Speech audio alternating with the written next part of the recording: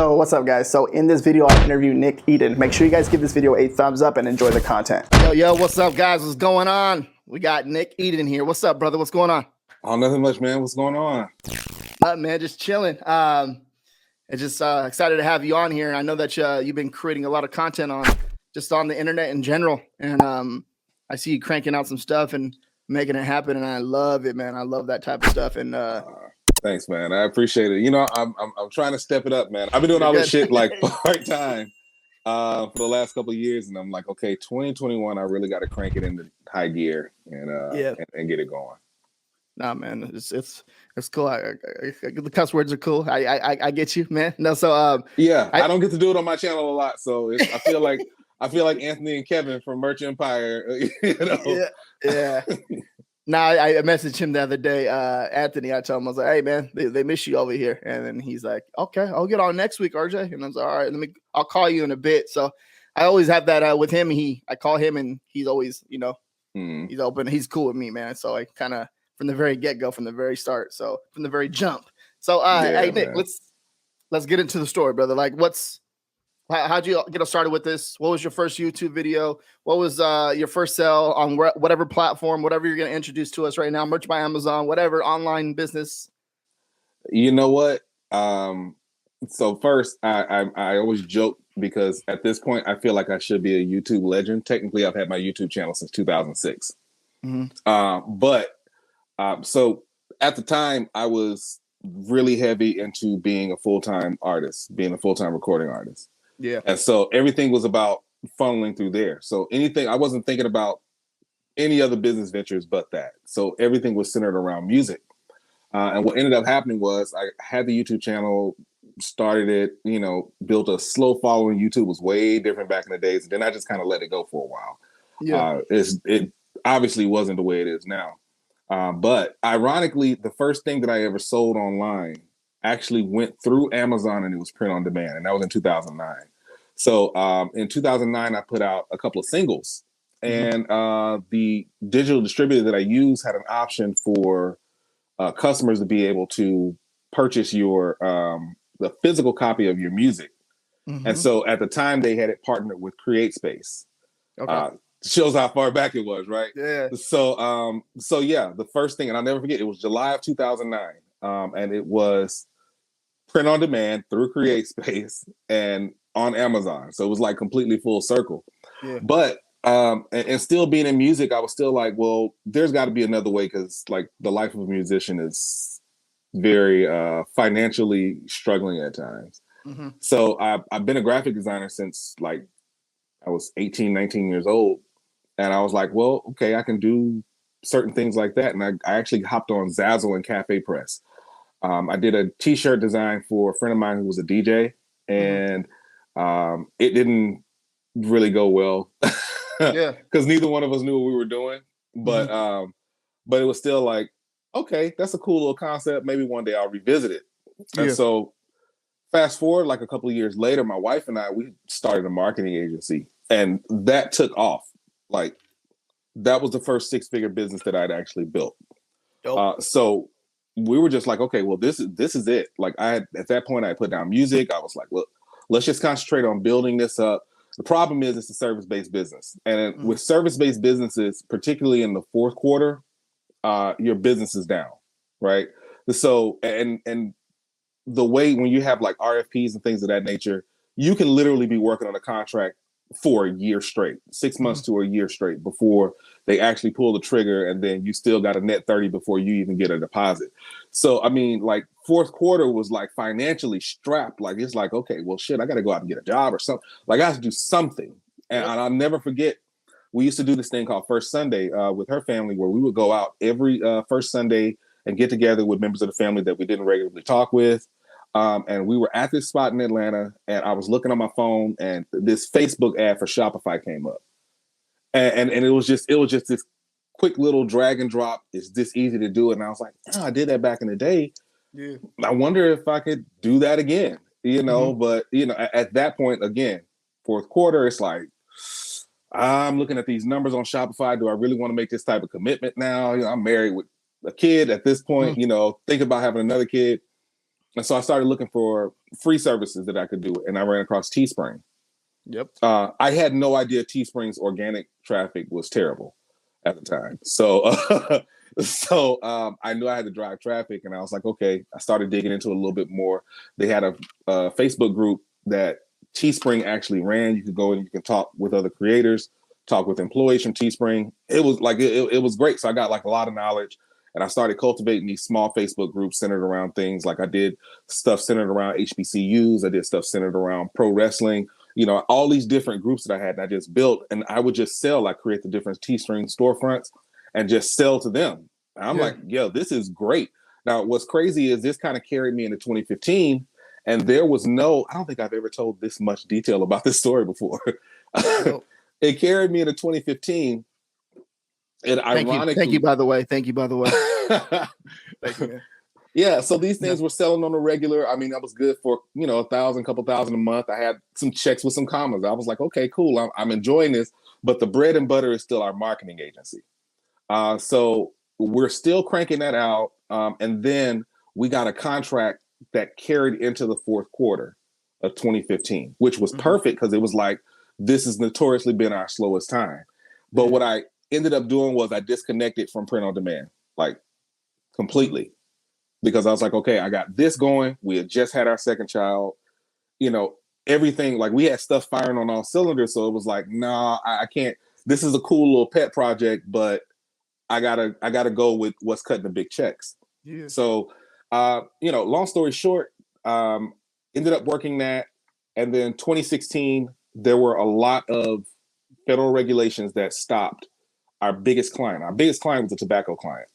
And we would be able to give away samples at different festivals and stuff. This was a nationwide program we were doing.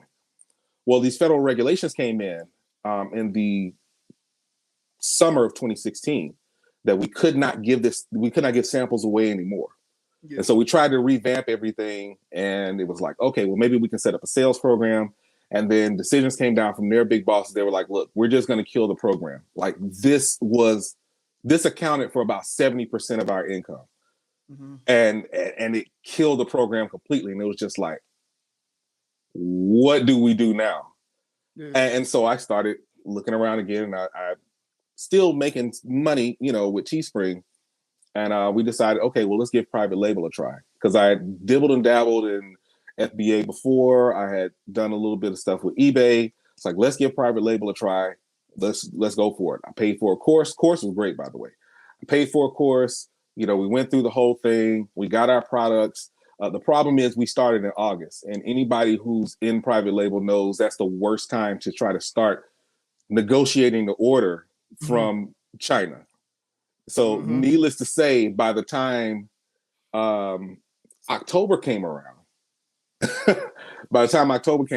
we still had everything in China, still stuck in customs.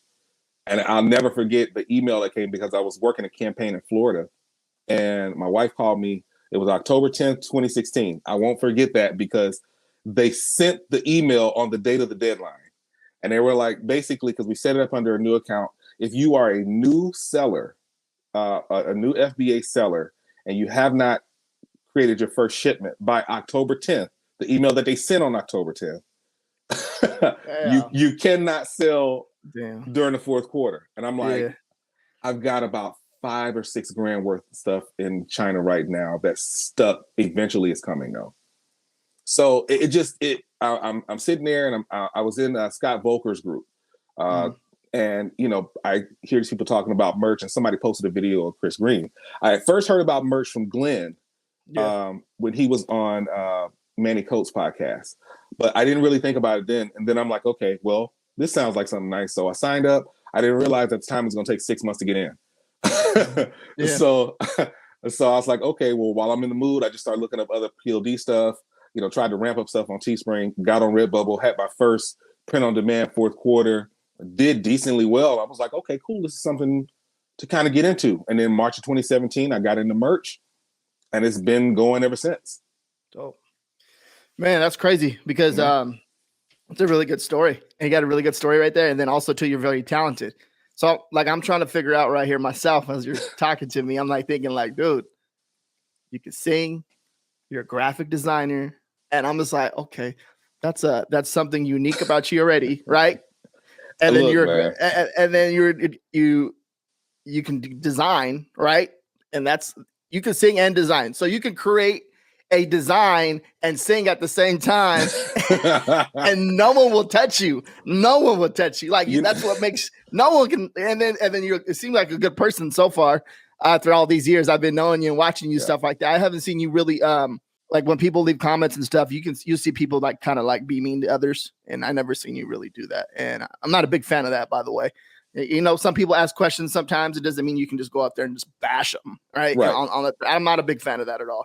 That's why I kind of like you won't see me do that. I'll just kind of like step away, or I'll just answer them and just that's it.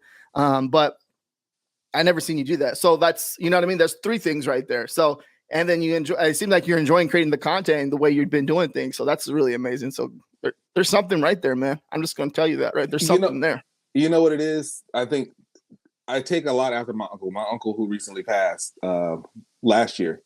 Mm-hmm. I realized after he passed how much I actually was like him.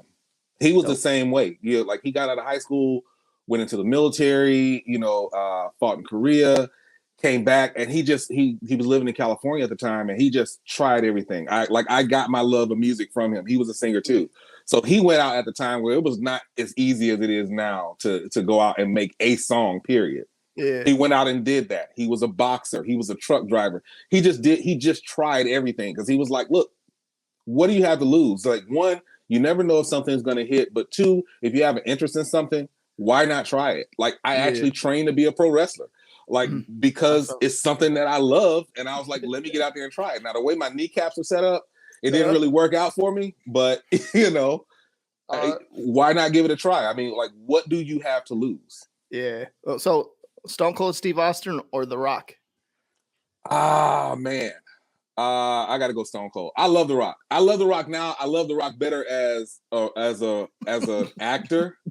But when it was Stone Cold and The Rock, it was Stone Cold all day. But my favorite of all time was Shawn Michaels, HBK. Okay. Favorite of all time. I didn't know that. Yes, sir. Yes, I love Shawn Michaels too, man. I just loved about like Bret Hart would always hate on him, but Shawn Michaels he got it to that level to where, it's okay to be like do what you want to do in wrestling, right? And then Stone Cold just came over and just took it to the next level. Yeah. Crushed it. Yeah. So okay, I see you, man. Okay, so and the Sweet Chin music, come absolutely. on, man. How many steps? Everybody's doing it now, though. Like everybody does Super Case now, but it's still like Shawn Michaels is still the GOAT. He's the GOAT in my opinion. Okay, all right. No, I just I see now. I was watching that whole era because HBK used to be he's my favorite, right? And then it went when Stone Cold came along.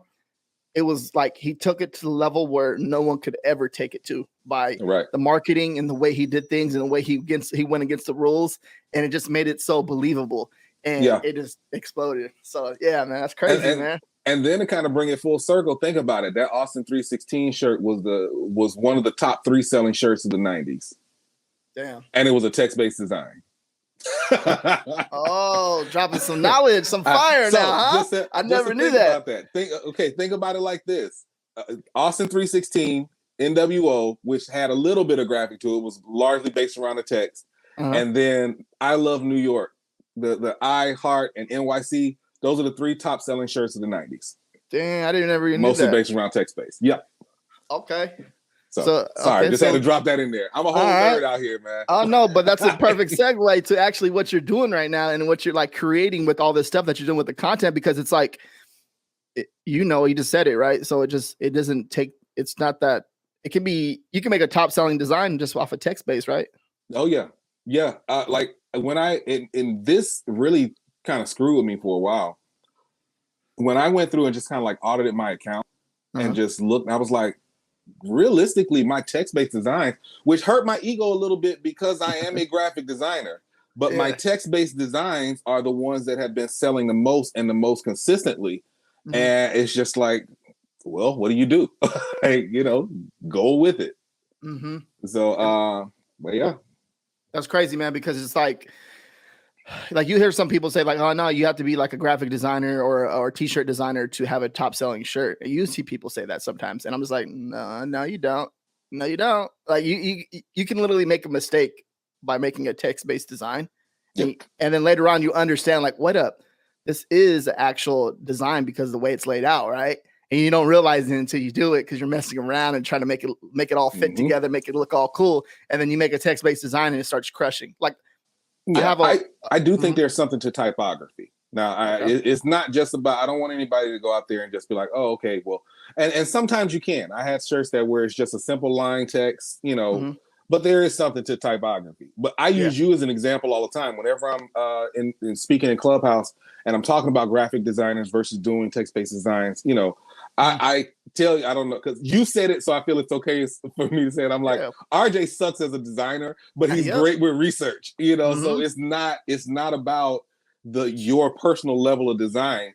I don't think a lot of people, because the barrier of entry to merch and other PLDs is so low, I don't think a lot of people approach it with a business mind. They just kind of approach it with a, well, let me just try it. But, you know, if you structure this as a business, whether you're a designer or not, you can make a ton of money. Yeah, no, for sure. Yep. I remember I used to hate to write my name when I was in, you know what I mean? So like I used to hate doing that. So I'm not no designer by like nothing.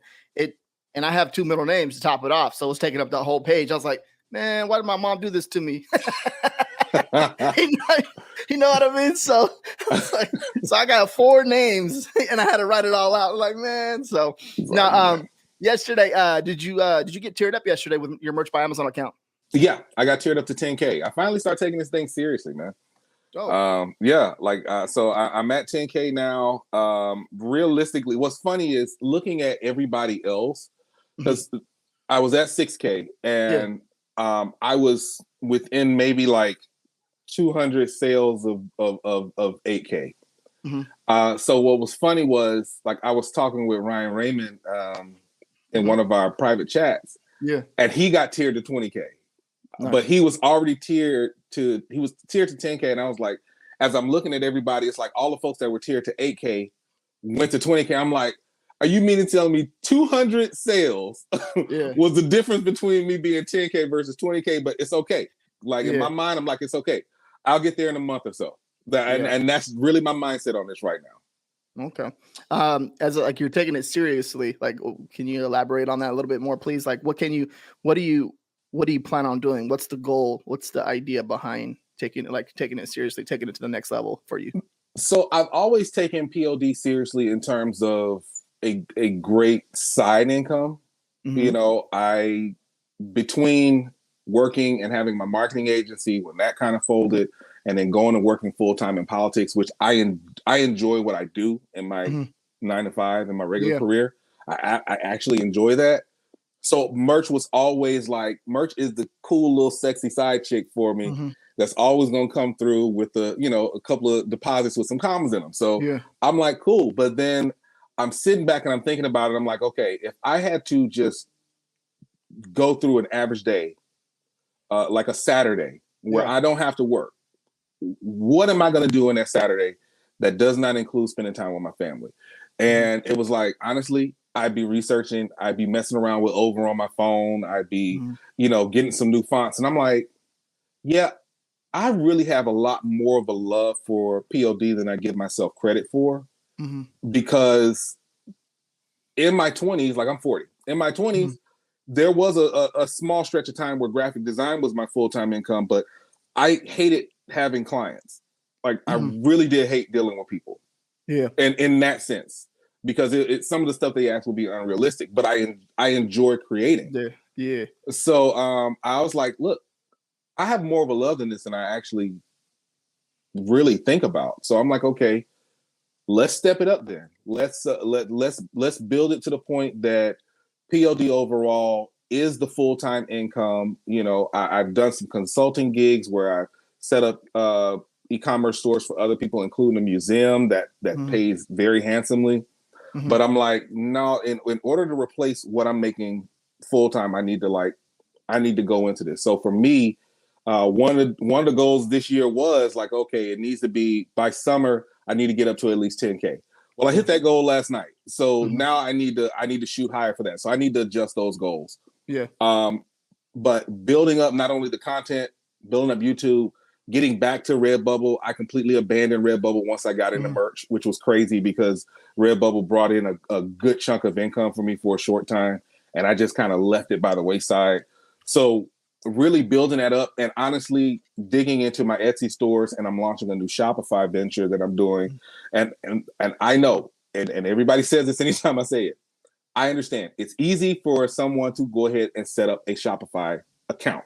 Yeah. This is not what I'm talking about. When I say this is a venture, this is not hyperbole. This is not me putting any cap on it. This is an actual venture that is projected to be in the high 6 to 7 figures. And it's the first time I've actually built a business plan for my print-on-demand business, which is ironic because print-on-demand is the only business that I never had a business plan for. And that's what I mean by taking it seriously. Like, you got to treat it with the respect that it is, the same way you would if you were franchising a Subway, or if you were opening a bar, or if you were putting on a big festival. There are goals, there are benchmarks, and that's where I'm going with it.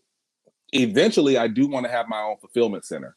That's the long-term goal, where I mean, several printers, DTG, 3D printers, wood graving, laser engraving. That's what I want to do, and then help. Essentially, it's not to come in and say, "Yeah, I'm coming to knock Printful out of the game." No, nothing. That's not what I'm saying. But I do think that we are on a platform where the visionary behind that platform goes into every venture saying, "I want to be number one."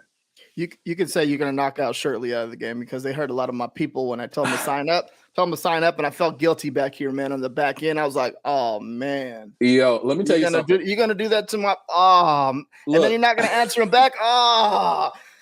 Okay, now I'll say this much. And it may have something to do with the fact that I did a podcast about them. That may be the reason that they answered back.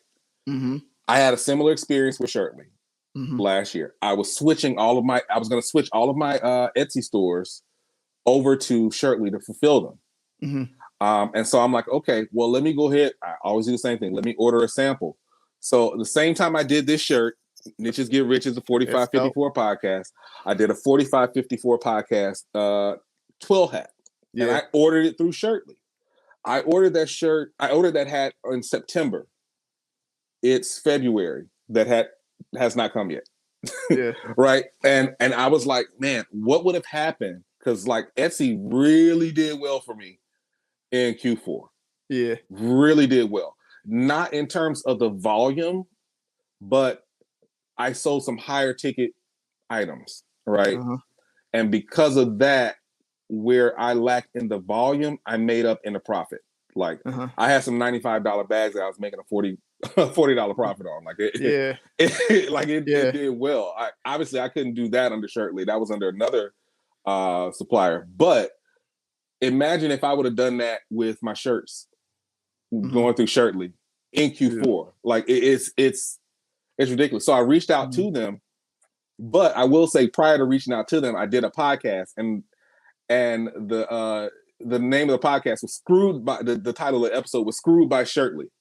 Yeah. So I don't know if that's the reason that they answered, but they actually did answer. So now we're trying to get the whole thing resolved. I am going to do like an update video on it. I don't know if necessarily do a full podcast to it, but I've heard that story from several people when it came to them. So Shirtley, y'all got to get it together. I mean, it's folks are. There's a lot of options out there. It's crazy because it's just and I told a few people this. It's like they're gonna mess up. Yeah, they messed up, right? There's a few companies out there that have done that, but literally, they're like, if the shipping times, if they rebrand and then just do the shipping time just exactly, they're like the Amazon in the space. They can turn into the Amazon in the space because they're spoiled. The customers, like the people that like I help people out and stuff like that. When it comes to making online sales and integrating with like Shirtley or Printful. But the thing is, they're going to come back. Customers are always going to come back because of the shipping times. Like no one else can offer that. Yeah. So they can mess up all they want. And I'm just like, but people are still going to come back to them. And that's just the truth. Like think about it. Right. So once they get everything back together and dialed in, they can do them dirty and just come back like that. I'm just like thinking like, how's that even possible? Like, because just the way the world is, right? Yeah. Yeah. You can do me dirty, and then I'm still, it's like a bad relationship. I'm still gonna come back, baby. You know what I mean? You do me right. And I was like, Right. hold on, no. So it just, I don't know, man. It's crazy. It gets a little crazy, but I do like, that is the eventual goal. That long-term goal is to have my own fulfillment company to where I can offer just a ton of different products. Because I think as PLD sellers, when we make the decision to go the Shopify, Wix, WooCommerce type of way, and staying in that PLD realm, you end up having all of these different fulfillment companies where it's just like, oh, okay, well, I got to get this from over here. I got to get this from over here. And logistically, sometimes it can be a nightmare. So I'm like, if I can create an entity that had all of that in-house, I mean, hell, get your custom mugs, get your custom cutting boards, get everything all in one. And that's what I want to build. And that's why I'm like, look, this Shopify venture is the first step towards that. That's cool, man. Thank you for sharing that. I think it's everyone, we all have our own goals and stuff like that too. But I think it just you can kind of see like the bigger picture, right? That's like the end goal for you, and as you're going into stuff, and the cool thing about it is like you're helping people along the way too. So we have relate something right here too. And the next the next thing that we're going to is just like, you're creating designs. So as a graphic designer, right? I know some people are like, no, you can't create a design on your phone. You can't use that. That's not a graphic design software. Oh my God. What are your thoughts on that, man? Like, I feel like that's my top video on my YouTube channel. So I know that the data is there. People want to create a design from their phone because some people can't afford a computer, like an actual computer desktop, but they can go get a phone real easy, and it's like a computer. It is a computer. It is a computer. Yeah. So all of my fellow designers hate me for this, and seriously, they really, they're like, I cannot believe it. You used to be, because I was the Photoshop purist, right? I was. It's a couple things that I learned when I got into print on demand. One, just being a graphic designer is not enough. Because designing for a shirt that can sell is completely different from me doing a billboard or a diorama or anything that is more for like commercial usage, like for posters and different swag. Designing for a t-shirt is completely different. Yeah. But then in addition to that, what I saw when I first got into merch, I was in 3 groups. I was in Manny Coates group, I was in Merch University, and I was in the Merch Minds group. And at that time, you had 2 things going on in the merch world. This is early 2017. You either had the people that were crushing it and you saw the screenshots every couple of days, or you had the folks that were just like, I don't know what to do. I signed up for this. I am not a designer, but I just kept hearing about how great an opportunity this is. Yeah. The main reason that I even started the 4554 podcast was because for all the screenshots and all the one, and it's no disrespect to anybody else that's out there doing content, but at that time in particular, I felt like, and several people expressed, nobody was talking to that person that's trying to get that first sale. Yeah. Nobody was talking to that person that's trying to that can't afford an illustrator. You can't go and look for a VA. You can't afford it. Yeah. You can't afford to get Photoshop, even if you get the cloud version. You can't afford to do that, and more than that, you're just trying to see how you can get tier to 25. And I was like, okay, if I just center myself around that and help just that beginning person get started, it's going to do 2 things. One, it's going to prove the concept. I've always said, and I've said this on several podcasts, I would love it if somebody was listening to my podcast, just getting started, and then they soared past me. I'm not a hater, because to me, that means the information works. That means the concept works. And then I think it helped eliminate a lot of the bad actors. The more people that get in and they don't get frustrated and they don't get tempted to do things the wrong way. So to me, that was my small contribution. Yeah. And in terms of the information, I felt like I was doing that. But in terms of the basic part of it, which was the design, I'm still like a Photoshop junkie. So I'm still doing things that some people who are not natural designers would not be able to do. And so when I finally got an iPhone a couple of years ago, because I was Team Android, I went ahead and I went ahead and I downloaded the Over app and I fell in love with it because I was always on the go and I couldn't always just pull up my laptop. And I'm like, man, this is great. I can knock out some stuff here. And then I got the pro version. I'm like, y'all actually have some nice stuff. Illustrations that I had purchased, I was able to incorporate those. And I was like, this is really efficient. And I was just like, well, what if I record myself doing this? Because this can help. Because especially now with them having the Android version, because in my mind, the person who is flat broke, they know they can apply for Amazon for the merch program for free. And if they can't do anything else, if they're working a minimum wage job and they're like, look, I know I can go to Family Dollar and get a $20 phone. Yeah. Okay. I want that person to be able to watch my YouTube videos and learn how to design, because until our federal government figures out what they're going to do with wages, with the rising cost of schools and trades and everything like that, if I can help you make whatever amount of money it makes to get you to that $15 an hour that everybody's going for. Okay, cool. So we're going to do that. We're going to talk about getting that first sale. We're going to talk about that first tier up. We're going to talk about other platforms and keywording. We're going to talk about the basics of just doing a design on your phone so that you can keep your business costs down as much as you possibly can, but then you're still able to compete. Yeah. And that's honestly that's my entire focus on it. And that's where all of it came from. I think that's huge. There's a couple topics we can touch on right there. I think, the lower tiers, right? And then there's like the people like in the higher tiers, right?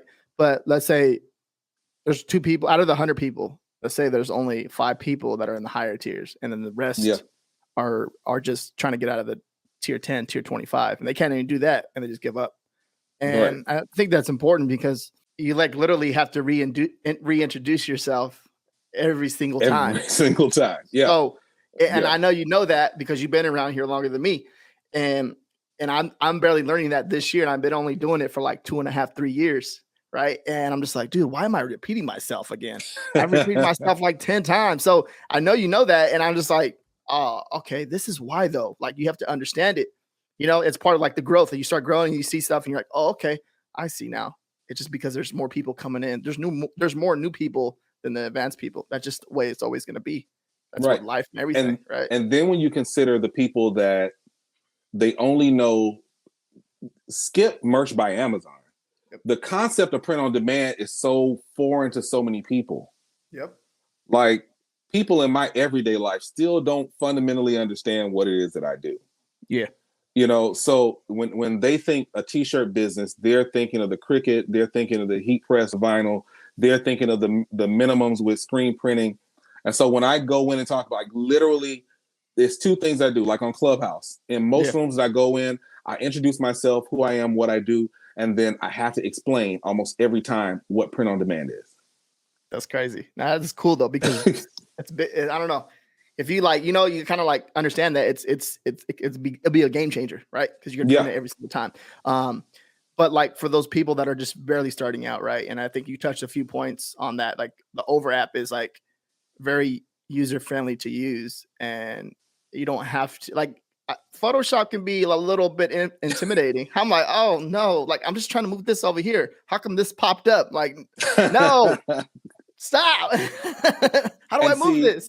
And what I realized is I realized that I didn't have the patience to teach. I tried to teach my cousin Photoshop. Yeah. And there's a reason I'm not a teacher. So shout out to all the teachers out there. Because I can't do it. Not in that sense. I tried to teach her Photoshop. It was frustrating beyond. I was able to teach her over in like an hour. Yeah. So I was like, okay, Photoshop isn't for everybody. Neither is InDesign or Illustrator. It's not for everybody, but that does not mean that you cannot still compete. Yeah. But my graphic design friends do hate me for it because it is indicative of how things used to be versus how they are now, where you can go to Fiverr. I wouldn't recommend it, but you can go to Fiverr and get a cheap designer. But the designs that y'all are asking for now, 15 years ago, I was getting paid like $400 or $500 for it. That now it's like $10, $15. Yeah. So, websites that would traditionally cost like 10 grand, somebody can just do it on Wix in like a day, so they don't particularly like me. I think that's where all my dislikes come from on my YouTube channel. If I'm being honest. No, so like, okay, with that being said, is just like times are changing, right? So like how are you supposed, like, how'd you learn that, it's obviously more convenient, right? And you know that when it's more convenient, that's where the views are going. Yep. So, but that's just because that's where the attention is. It's not, oh yeah, I'm doing this so I can get all kinds of views. No, that's where the attention's going. That's where, whatever you like, you like, that's your goal, to get in front of the people, to help them. But obviously, like, if you can bring your graphic design skills onto an app like the Over app, and I'll be honest, you do probably make better designs than me on the Over app. But I'm gonna show people the fundamentals, right? And I can get that part down. But I can see when you're creating a design by looking at your design when you're doing it on the little shorts and stuff like that, and on TikTok. If you guys haven't checked, I'll put those videos down below in the description. All his links, links down below. You can tell that he's a graphic designer by the way he's thinking, by the way he's doing it. You can kind of see the whole process and how he's like in his brain, like what he's thinking about. And I enjoy that, by the way. I enjoy to see how someone puts. This is why this video is huge, and I think these videos are gonna blow up, because there's nothing there at first, right? Right. And then you start to tell the story. And then you start to put it together. And I'm just like, I see what you did right there. And then next thing you know, I was like, okay, now I can see how this shirt design will do really well on any print-on-demand platform and make it sell. Yeah. Right. And then also, too, it's like, it seems like Redbubble is getting bigger than merch by Amazon on like YouTube when it comes to YouTube, because there's no, invitation only. Redbubble is hot. And what do you think about that though? Like the Over app and then the Photoshop. What's the idea of you creating those videos? Like what are you trying to do right there? So one, I'm trying to show people that it's possible first. Two, I'm a big believer in staying in your lane, and I know that design is my lane. I don't sell like RJ. I don't sell like Ken Real. I don't sell like any of the Amy's. But what I do know how to do is I do know how to put together a design, and I know how to put together a design well. Yeah, that's what I know. And so to me, it would be disingenuous of me to tell somebody that they're going to come to my page and they're going to learn how to make, $20K a month. That's not my page. That's just not what I do. I can teach you how to make those first few sales, and then you got to take it to that next level. But I can show you the foundation of design, and I can show you that these tools can produce a high quality design that will sell. And that's really what it's all about. At this point, is as much as I love Photoshop, 80% of my designs now are coming from Over. Just that simple. No. Like I think it's cool that you said that, because it's just like me looking at your designs, I feel like they'll sell, and that's the same way I look at my designs too. Just to give you guys kind of a little bit of an insight, I think that Nick's designs are they're dope. Like, and even comparing like to the sales volume that I get on my account, like those are the type of designs that I would upload to Merch by Amazon. And so if Nick give me his designs, I'll take them and I'll upload them. Those are exact designs that he's doing. But now I'm just trying to figure out, like, if I get one selling design in a niche, like how can I build around that, right? Right. And you want to like with the research too as well, and you know it too, how important it is to do research. You got one selling design, the data's on your account, right? And you said this the other day in ClubHouse when we're hanging out, and there, like, research is really important. It's huge, because I think the research is the king, like the keyword research and all that stuff, and just researching the niche in general, that's a king, and then the design is next. I say the design is queen, and I kind of just stuck with me. I'm just like, okay, cool. That's my new rap verse for 2021. So, but it's true. It's true. Like, listen, I say this much, because I know that you don't really do a lot of the trends like that, right? Yeah. I still will get in on trends. I'm not even going to act like I won't. Yeah. But for me, what's always been funny is whenever I get in on a trend, I try to make sure that I'm first to market. Yeah. Getting in and getting first to market, getting that initial group of sales, dominating those first 2 pages. That's always my goal if there's a trend that's coming up. And then but I always start with text based. Mm-hmm. I always start with text based. And then because at that point it's about getting them up and getting them up faster. But then you start to see, as that trend grows, you start to see all these amazing graphics, right? Yeah. And it's wonderful and it's visually appealing. It really is. But the text-based designs are still the ones that are selling through the roof because they got there first. They make a statement, and people wear their statements on their chest now. Like, you know, if I believe in MAGA, I'm wearing it on my hat. I'm wearing it on my shirt. If I believe in Black Lives Matter, I'm wearing it on my hat. I'm wearing it. Like, people like the statement pieces, which is why I always say, when it comes to, you're right, research is king, design is queen. When it comes to the fundamentals of design, text-based is king. Yeah, it is. Like, you don't knock down my research king and put your text-based king. I see how you did me. Nah, I'm just saying. Okay. It's interesting, man, because like you're gonna like it. Just people like they're trying to figure out. Okay, and a lot of people try to figure out what's the easiest way to make money online, right? And that's the big thing. But it just, as more and more people transition over to online business, means there's more competition. That means there's more work. You have to do more work, right? Yeah. And text-based design, you can kind of cover more areas just focusing on text-based design instead of like text-based graphic, this and that. But that's not saying once you get like a text-based like top selling design to create other designs around that. Oh yeah. Right? Oh yeah. Cause see, that's step one is to get in on the market as quickly as you can. Yeah. That's step one. Step two is to build quality around that market. Now I know that there are people I know that make a lot of money and they only do text-based designs. That's just not me. Just because my text-based designs have sold the most for me on merch and on Redbubble and not so much on my Etsy stores. But just because that's what sells the most, I know that comes with volume, but I know the quality of it. I also know I can charge more for my really graphic designs. I know that I can kind of seize the opportunity more. Like I talked about this the other day, and I don't ever mind telling anybody, because if you go to my channel and you look at my intro video, the actual graphic is in there. But like with one of my early designs was 80s Baby.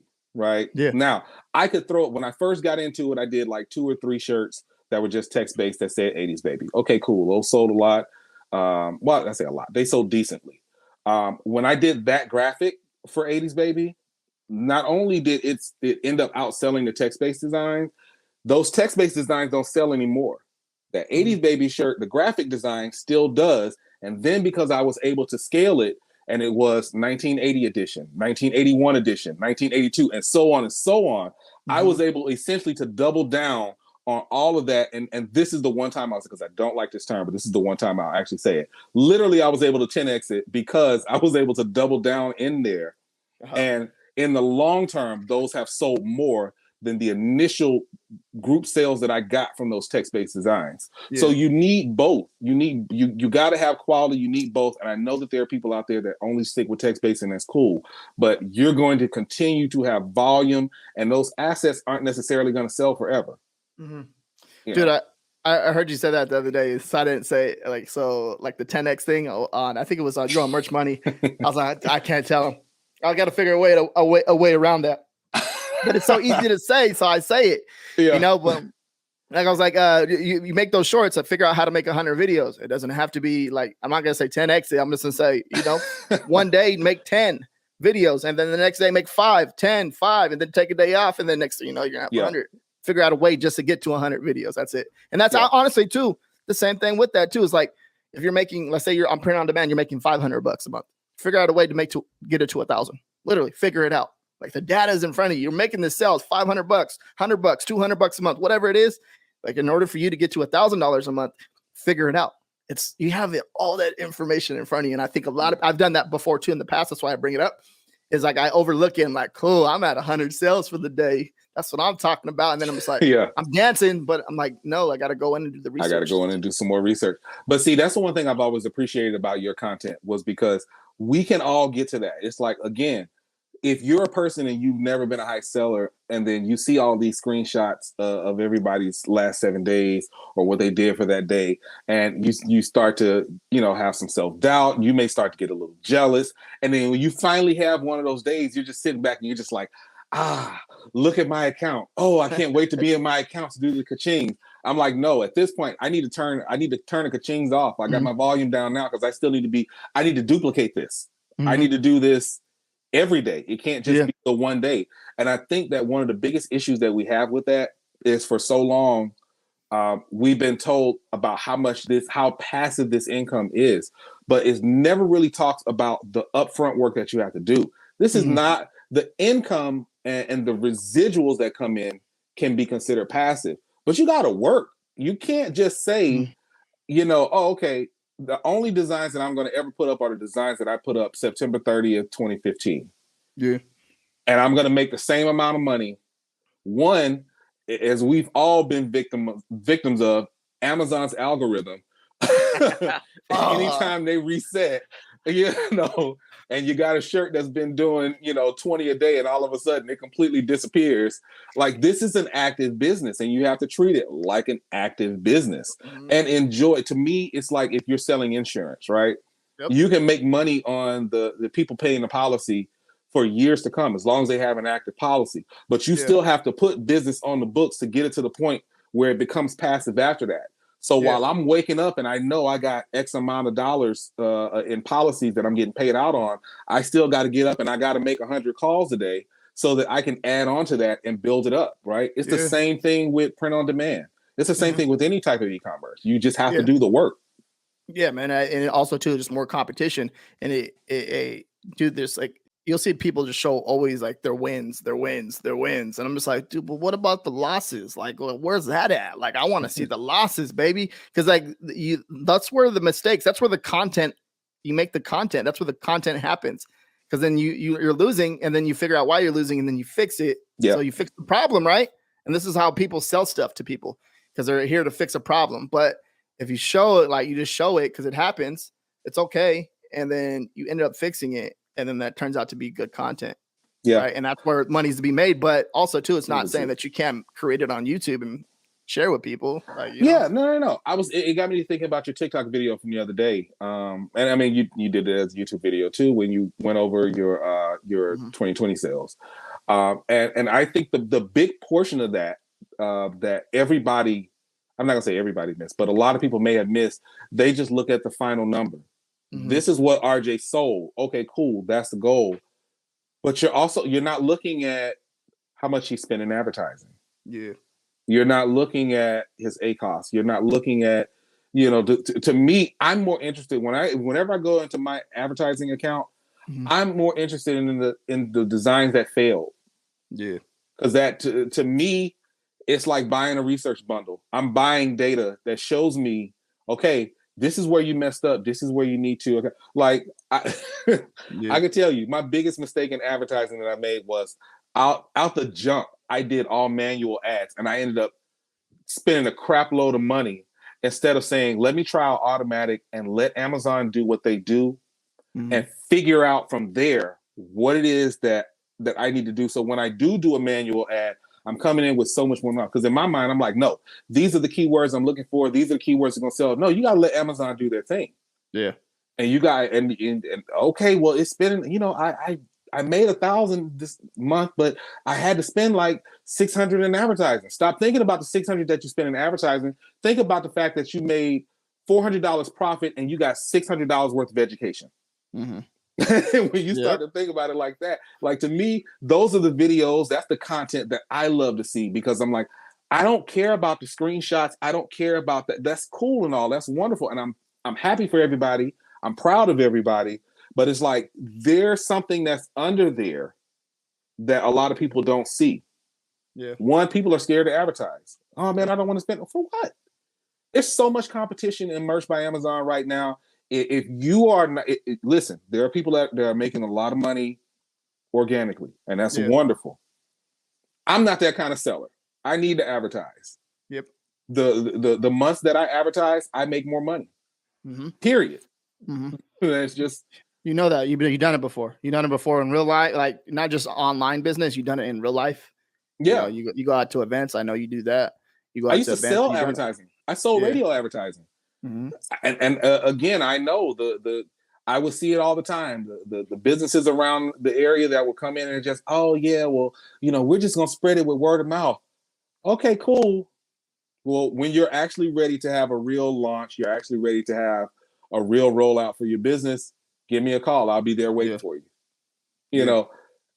That's just the nature of the business. If Coca-Cola, one of the biggest companies in the world, spends that much money on marketing and advertising, why do you think that you operating out of your living room are not going to have to compete in the same way? Because at the end of the day, the customer, when they're on Amazon and they're shopping, they don't care that it's RJ's shirt. They don't care that it's Nick's shirt. They don't care that we're working out of our houses.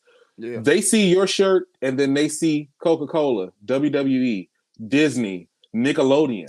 In their mind, it's the same. That's why I always tell people, when you get into things like Shopify and Etsy, where you're dealing with your customers more, don't weaponize the fact that you're a small business. Yeah. In defense of anything. Well, why are your prices higher? That's the number one thing I hear. Well, I'm a small business and my costs are higher. The customer doesn't care. They don't. Yeah. You use the fact that you're a small business after you've made the sale, because then you can make them feel good about it. Oh, well, I supported a small business today.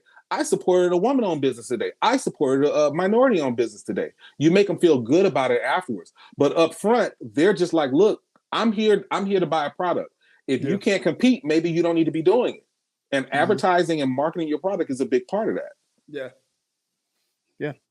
No, I 100% agree. And also too, like a lot of people, like with the copycats and stuff like that, you'll see that being posted in the Facebook groups a lot. That's one of the ways because these copycats, what they're doing is leveraging your design, ripping off your design and trying to undercut you.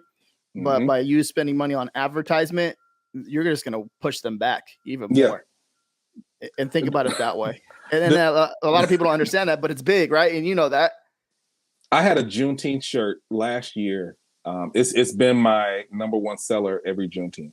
And last year, a news journalist wore a version of the shirt. Somebody copied my shirt, and they wore a version of the shirt on their show, and I was pissed. I was like, "Oh my god!" And in my mind, I'm like, I should have just sent him a shirt a long time ago. Because I mean, this particular video at the time he's streaming, you got like 4,000 people watching. I go back and look at this, it's got 100,000 views. But then, ironically, as I check into merch and I check the account, it's selling. My shirt's selling like hotcakes because I am running ads, and I got the Amazon Choice badge, and I've got 54 reviews on it at that time. So it was one of those things where it was just like, okay, people saw that. Yeah. They saw the copycat. When they went to Amazon, they looked up, the saying of the shirt, and mine is the first that pops up. I completely buried the competition, even though, so to me, I'm like, well, thank you for copycatting my shirt and getting on a national broadcast, because I did 3 times that day, what I normally did for that shirt during that whole selling period of Juneteenth. So you're 100% right. Like it's a great shield. To protect your business, because you can't ignore the copycats. I just saw one of my shirts on AliExpress the other day. The copycats are going to be there. I don't care. No. You can't, and then you can't do nothing about that because it's in China. Right. So it's just there. That's real talk too. It's real talk. How can I take that down? Good luck. Yeah. Luck. They're just going to ignore you. It's just like, I don't know what you're talking about. Here is a picture of a knife that you can buy for 96 a unit. I'm like, what? But there's a minimum order quantity of 500. So no, man. So I think this is very interesting. What do you think about recently they had a Redbubble, all the accounts got suspended. And I guess Redbubble, they kind of confessed about it a little bit. But then some people are saying that they didn't get their account back still. And I feel like those are the ones. I think they actually went out to a ban, like suspend some accounts because of they're doing something wrong, and they ended up like flushing everyone out. There was just some, There was some collateral damage behind it. Well, first, when I found out about it, I went to check my Redbubble accounts because I was like, hold up, wait, because I have two, and I was like, okay, both of them are still here. All right, cool. I know I didn't do anything wrong, so baby. So then you see people just kind of panicking. They're like, well, is it coming from one specific country? Is it this or is it that? Honestly, my take on it is this. Redbubble is getting hot, like white hot. It's two things in print on demand right now that are white hot, in my opinion. That is Redbubble and Canva. Okay. Yep. Those are two things, in my opinion, right now that just, in terms of trending upwards in popularity, because Canva is the desktop version of it. It's easy for people to use. The app will make you have to get a drink. And then you don't have to be invited to Redbubble like you do for Merch by Amazon, and they have a sizable amount of organic traffic.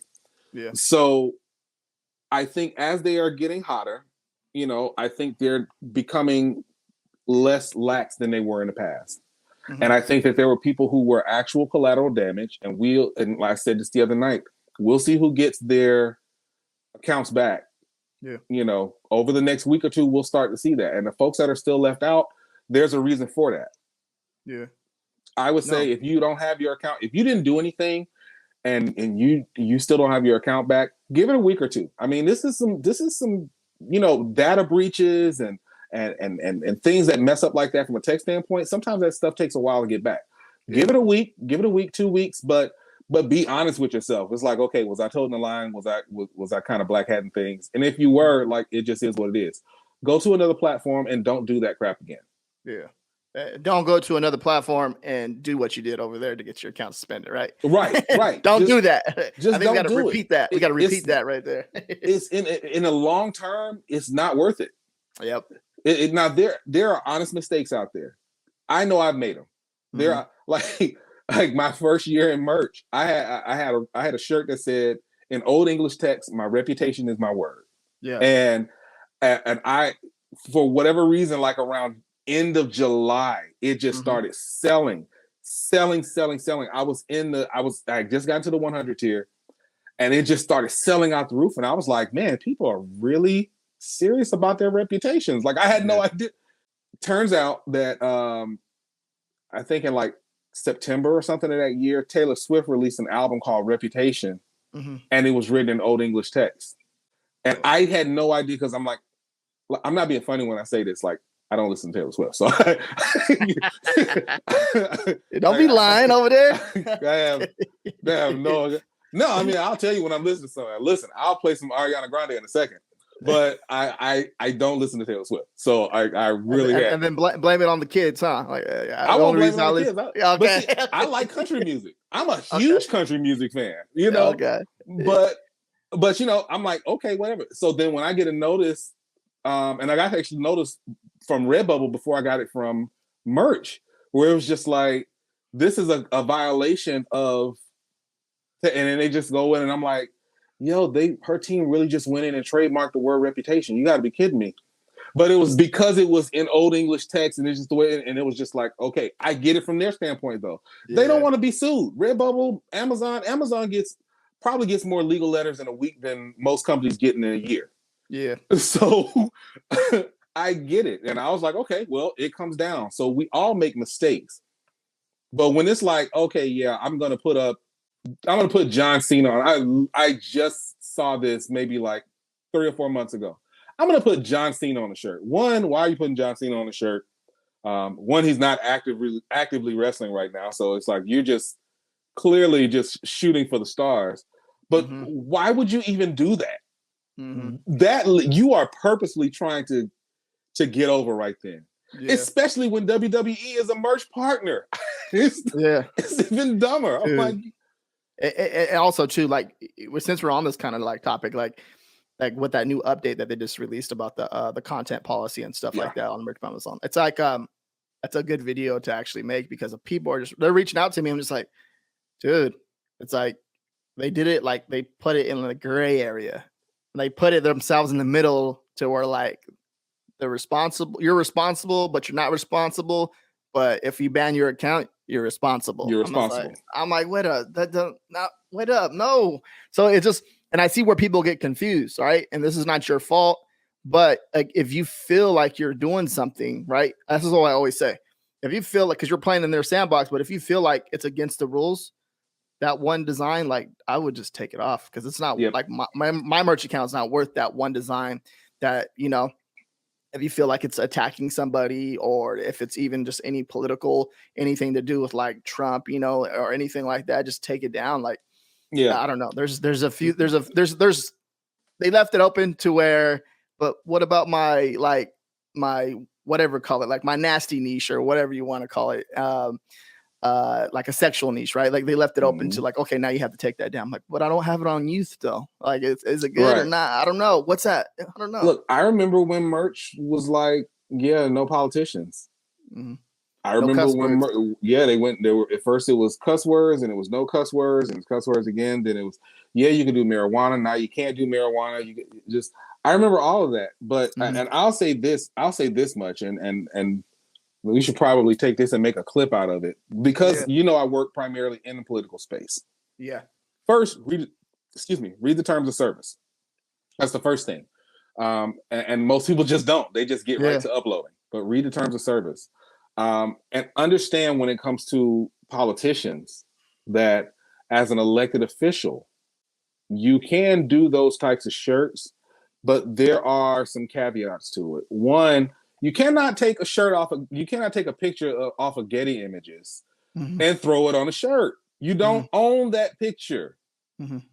You cannot take the politician's official logo. Juna actually did a video about this too. You cannot take I saw some people doing with Joe Biden and Bernie Sanders logo on it. Like, you cannot do that. Yes, they are public figures, but those are still proprietary things. And then probably the biggest thing is, once they're out of office, you need to take that stuff down. Yeah. And then there's a moral aspect to it too. I had a John McCain American Hero shirt years ago that I put up there. It sold decently. When John McCain passed, it had been so long since it sold, I didn't even think about it. And when it sold, I immediately deleted it. One, I would be pissed if, somebody took my image or anybody's and profited off of their death. I immediately took it down. I had just flat foot forgot about it. But I was like, nope, okay, that was that one sale. Okay, we're going to take it. We're going to donate it to charity. But okay, Trump's not in office anymore. Take those shirts down. Yep. He's a private citizen again. Yeah. Don't hop in the group a week later. I don't know what happened to my my account. Well, you've got 2,000 Trump shirts. Yeah. He's not president now. Yeah. Barack Obama is not president now. Yeah. Michelle Obama was never president. Why do y'all have Michelle Obama shirts up? Can somebody come and say, hey, RJ, I'm going to take your picture and I'm going to put it on a shirt, and I'm never going to pay you anything for it just because, no, you're a private citizen. And these are my royalties. I need my royalties. If you're going to cut a licensing deal, okay, cool. That's one thing. If you're going to go to Getty Images, pay the $1,000 and get the retail license if you're going to do it. Yeah. Because if you want to know the truth of it, it can still be done in that. It can still be done in that way, but you need to protect yourself legally. Because I got some flack when the whole Bernie Mittens thing came up. I got flack, one, because I did a video on it, and they were like, "Oh, you're teaching people how to steal. You're teaching this. You're teaching that. I can't believe you have these type of products on it." Well, one, when Bernie put his shirt up for sale and he's like, "Okay, we're gonna take the profits and donate from this," I took my shirts down. Two, I had the retail license with Getty Images. Even though I didn't use that picture, I didn't want it, because to me, it was an investment that was worth it. Mm-hmm. And I also had the license for the illustration that I had of Bernie. Yeah. So you can do it. There is a right and a legal way to do it. Do not give Amazon or any of these other platforms any opportunity to shut you down because you can't provide the paperwork that says legally I can do this. Mm-hmm. If I want to put a John Cena shirt up there, best believe it's because I've gone through whatever I need to do to get the licensing, which is really expensive. Mm-hmm. But if that's your long-term business plan, then go for it. Licensing is very lucrative and there's a lot less competition. Yep. Interesting, man. That's crazy. There's some good stuff right there. We covered a lot of good stuff in this interview right here. So, yeah, man, it's crazy how some people don't know and they just do it. And I get it, like you're trying to test it and stuff like that. And Yeah. also too, you start talking about like maybe, I don't know, maybe there's like, cause I know like when certain things happen to certain people, like when they pass away, you know, like the swap meets and people on the streets in LA. Yeah. And you know, in the bigger cities and stuff like that. And probably in your area too, like in the streets, you see people out there just hustling and doing their thing. Right. Yeah. Because the streets are different. Like the streets are different. Right. Yeah. And It's much different. And most people that would leave like most people that are like leaving negative comments, they don't understand that part of the, you know what I mean? You'll get hurt out there. Right. And that's, you know what I mean? So you'll see people do that. And I'm just like, whoa, okay. But like, if they're out there doing their hustle, and I'm just like, I'm minding my business though at that point. Right. I'm staying in my lane. You can do what you want, do your thing, or do whatever. Because I've seen a few people where they just hustle, make the money, and then they have to go feed the family. You know what I mean? And I don't know. Like I have no like comment about that, but it's crazy because you'll see this. This is like in real life type of stuff. People selling stuff on like black market stuff and all this crazy stuff. Yeah, and people, man. Fake Gucci's and fake Michael Kors bags and just fake Louis, and then they'll have anybody's picture on a shirt and they're selling it, and this and they've got all of it and they're out there hustling. But what they don't have is one they're getting the impulse buyers. Yeah. Two, they're not taking that shirt or that product and putting it on that corner and just leaving it up there indefinitely. No, they're getting in to do their thing. They hustle, then they break down, and then they go. If a block becomes too hot for them somewhere, they're going somewhere else. They can go to a festival, they're going to go somewhere. Like that just kind of is what it is. I used to see that at one of our clients was US Visa, and we would push the Harley Davidson credit card. You used to see that at all the Harley rally. I've been at almost every Harley rally in this country. And you would see people who were not official licensed vendors of Harley Davidson out there with their table set up, and they're out there and they're selling Harley this, and they got the bedazzled shirts and Harley that, and knowing they have no kind of license. It's a different thing when you're dealing with e-commerce. Yeah, it's a completely different thing. And let's be honest, we see people who do it on their Shopify sites and they do their advertising, and it's harder to crack down on them. But when that lawsuit comes, I know of one website that primarily sold products to Black folks. And when Black Panther came out, their website was full of Wakanda this, Wakanda that, Wakanda this, Wakanda that. And I know the guy, and I messaged him. I was like, you don't really want that smoke from Disney. Yeah. Oh, man, I'm under the radar. They're not thinking about me. No, man, you're not out selling at an event. You're online. You got to look at this differently. Yeah.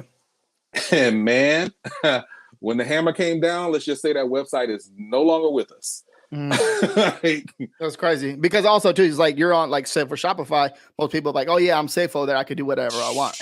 Wrong, because any platform can shut you down just with a button. And that's crazy too, because to think about it, going back to that Redbubble topic, this is what I recommend: is always like have a backup plan, because let's say you're not like you didn't mean to, like you're not in the wrong, you didn't know, right? And that happens every once in a while. Yeah. You have to have a backup plan. Like it's part of the game. Like it's gonna affect you, whatever, you know what I mean? Maybe you put your time and effort all into that, but hey, having the backup plan and then learning from your mistake that you did over here. It's okay to make mistakes and come over here and just do your thing. Because if you're gonna tell me that no one makes mistakes in this world, get the hell off this. Get the hell off this video. Go somewhere else. You cannot. And then if you're going to tell me that, depending on where you are in your journey, that you weren't at least tempted at one point to kind of tote the line, then you're being disingenuous. Yeah. Especially if you're trying to make this a significant portion of your income. But it's much like other moral decisions that you have to make in life. You just don't do it. Like, it's like, man, it would be so easy to do it, but you just don't do it. I remember people being like, oh, Nick, you didn't put up any RBG shirts? No, she just died. Like, are y'all serious? No. A human tragedy, right? Yeah, like, are you serious? Or like the one I get all the time. I mean, you should be fine because you actually survived it. You don't have any Hurricane Katrina shirts? No. I literally lost friends and family in that. Why would I want to? I mean, it's just a Katrina, like, I have people try to argue me down to do Katrina Strong shirts, and the anniversary of Katrina is coming up. I know there are still parts of my hometown that look like Katrina hit. There's no way I would ever do it. Yeah. So oh man, that's crazy. Yeah, but to bring everything full circle to your point, one, not putting all your eggs in one basket. That was a fundamental mistake that we made in our marketing business, and we had to pivot. It's a beautiful pivot, and things are working out now. But anybody that loses 70% of their business is going to be severely impacted. And it's the same thing. This is why I'm like, no, I don't put all my eggs in merch. I don't put all my eggs in Etsy, or you just don't keep it in one basket. Mm-hmm. I think it's part of the part of learning, though, like experience learning. Yeah. And like you can't. I see like what people are saying. Like some people say, like, don't keep your eggs in one basket to be mean to people. Sometimes, right? They mean it in a bad way, and then there's those people that actually truly mean it. Like, hey. So some people say, so that's what you get for putting all your eggs in one basket. Like, no, what the hell? You can't say that to somebody. Well, you know what I mean? You have some miserable people who they are excited about if a termination comes, whether it's justified or not. Yeah. And you can always tell because the first thing they'll say is, oh, that just means less competition. So you're scared to compete. Like, what kind of business person are you? Yeah. That's why I don't even honestly, that's why I stay away from a lot of those conversations. But I'll say this much. I don't care what eggs you have in whatever basket, have a plan, have a backup plan. As long as if you don't own the servers, just think about it this way. If you don't own the servers to put your own unhosted website up, have a backup plan. Yeah. That's just what it is. Don't think because you're paying Shopify $29 a month that you're secure. Don't think because you got a free big cartel store that you're secure. At any given time, like, just think about it like this. There were people in 1999 that were making money on GeoCity sites. So don't just think that it's secure just because it's around and it's hot right now. Yeah. Mm-hmm. Concentrate on your digital assets. Yeah, Nick. No, this is awesome, man. Good talk and everything. Where can people follow you at? What do you want me to put in the description? So I have two podcasts. First, I have the 4554 podcast, which is a flagship that comes out every Monday evening. So if you are Apple Podcasts, Spotify, Google, Stitcher, whatever, it's there. Also on Wednesday mornings, I have Morning Cup of Merch, which is more centered in just like Redbubble merch by Amazon, TeePublic. 4554 podcast is branching out into more of an overall e-commerce encompassing type of platform. Mm-hmm. So I got those two. You can follow me at Nick Eden on TikTok, where I do all of my design tutorials, as well as Nick Eden on YouTube, and 4554 podcast on Instagram. Yep. Just hit me up. I'm at all of them. All right, man. So we're going to go ahead and call it right there. Are we good? Yeah. It was great talking to you, man. All right, Nick. Peace out. Bye, everyone. All right, everybody.